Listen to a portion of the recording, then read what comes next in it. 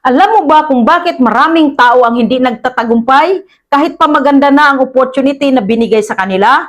Hindi dahil kulang sa talino, hindi dahil kulang sila sa swerte, kundi dahil sa tuwing nakakaramdam sila ng discomfort at hirap, ang una at tanging opsyon nila ay quit.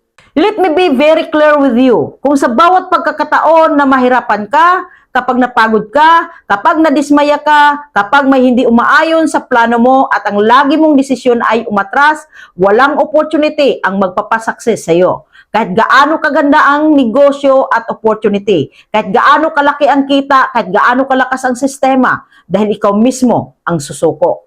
Discomfort is part of growth. Gusto kong tandaan mo ito. Ang discomfort ay hindi sign na mali ang ginagawa mo. Madalas, sign yan na may binabago sa'yo. Hindi ka pwedeng mag-grow kung palagi kang komportable. Hindi ka pwedeng umangat kung ayaw mong ma-stretch. Ang muscle lumalakas kapag nasasaktan. Ang negosyo lumalakas kapag dumaan sa pressure. At ang tao, nagiging leader kapag pinili niyang magpatuloy kahit mahirap. Maraming tao ang naghahanap ng perfect opportunity.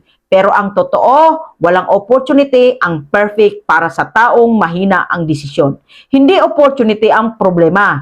Consistency ang problema. Commitment ang problema. Disiplina ang problema. Ang tanong ay hindi, madali ba ito? Ang tanong dapat ay kaya mo bang magstay kahit mahirap? Kaya mo bang lumaban kahit gusto mo nang sumuko?